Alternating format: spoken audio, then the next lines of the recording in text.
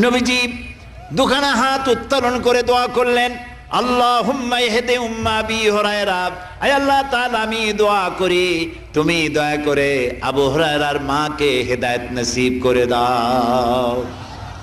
রাসূলুল্লাহ দোয়া করলেন আল্লাহ ওর মায়ের হেদায়েত করে দাও। হযরত আবু হুরায়রা রাসূলের মুখে দোয়া শুনে দিয়েছেন দৌড়। পিছন থেকে সাহাবীরা মনে করলেন আবু হুরায়রা দৌড়ায় কেন, জামা টেনে ধরছে পিছন থেকে। জিজ্ঞেস করলে আবু হুরায়রা দৌড়চ্ছ কেন, কোনো বিপদ হয়েছে নাকি? কয় না, কোনো বিপদ হয় নাই, আমাকে ছেড়ে দাও। কেন, কি হয়েছে? হযরত আবু হুরায়রা বলেন, সাহাবীরা আমাকে ছাড়ো, আমি দৌড়াইয়া বাড়ি গিয়ে দেখতে চাই। আমি আগে দৌড়াইয়া বাড়ি পৌঁছলাম, নাবি বাড়ি পৌঁছবার আগে আল্লাহ নবীর দোয়া আমার বাড়ি পৌঁছায়। সেই দুইটা জিনিসের কোনটা আমি দেখতে চাই।